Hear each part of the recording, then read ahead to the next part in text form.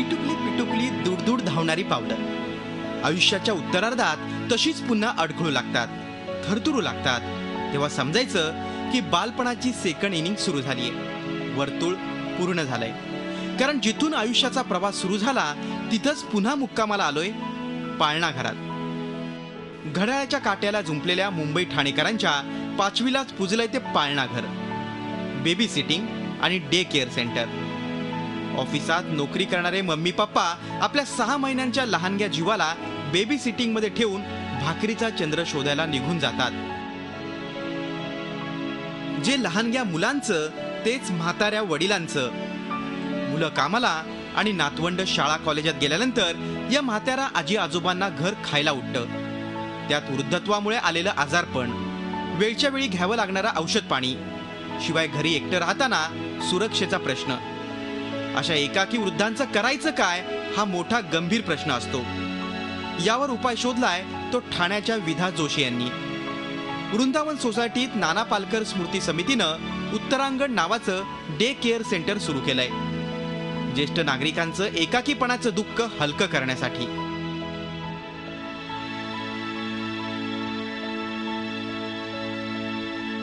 आजूबाजूला बघितलं तेव्हा लक्षात आलं की ज्येष्ठ नागरिक घरात एकटे राहणं ही समस्या थोडीशी वाढत चालली. आता कॉस्मोपॉलिटन वातावरण असतं, पटकन काही कोणी दार उघडून शेजाऱ्यांकडे जात नाही, त्यामुळे आपल्या आपल्या घरात सगळेच एकटे असतात. सकाळी 8 ते रात्री 8 अशी या डे केअर सेंटरची वेळ.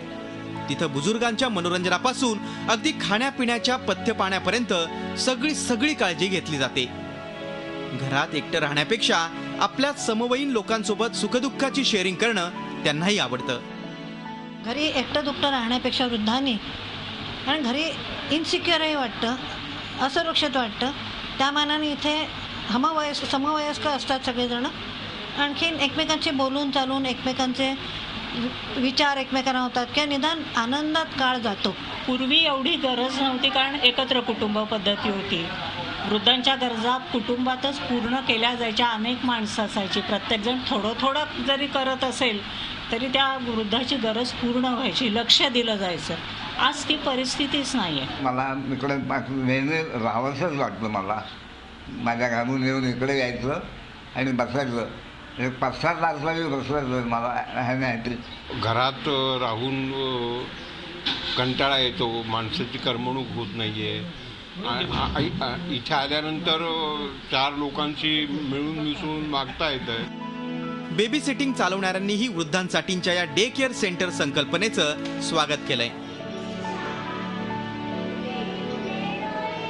माणसं दिवसभर ऑफिसला जातात आणि ज्यांना घरी सांभाळणारं कोणी नाही आहे, तर कुठेतरी ती माणसं रिलायबली बिंदास राहू शकत आहेत, किंवा सगळे एका वयोगटाचे असल्यामुळे ते तिथे काहीतरी ॲक्टिव्हिटीज करू शकतील त्यांच्या ह्याच्यामध्ये, आणि दिवसभर त्यांना कोणीतरी कंपॅनियन मिळेल. पूर्वी एकत्रित कुटुंब पद्धतीमुळे वृद्धांची काळजी घेणारं कुणीतरी घरात असायचं.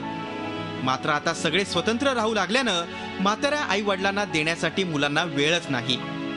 बदलत्या लाईफस्टाईलचे हे साईड इफेक्ट्स असल्याचं मानसोपचार तज्ज्ञ सांगतात.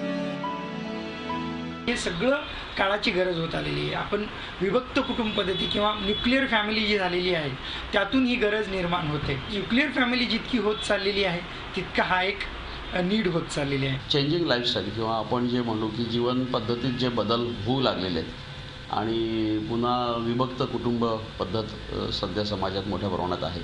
अशा वेळेला नवरा बायको जेव्हा कामासाठी बाहेर जातात तर ते एका जबाबदारीच्या पोटी आपल्या घरातल्या ज्येष्ठ नागरिकांची काळजी घेण्यासाठी ते त्यांना डे केअरमध्ये सोडत असतात.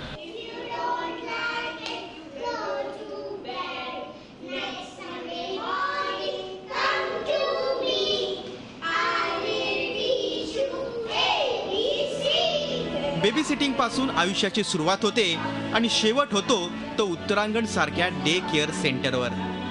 म्हणजेच बेबी सिटिंग ते डे केअर सेंटर एवढंच आपलं आयुष्य आणि हाच आपला जीवन प्रवास. Kapil Raut, Zee media, Thane. Zee 24 तास रहा एक पाऊल पुढे.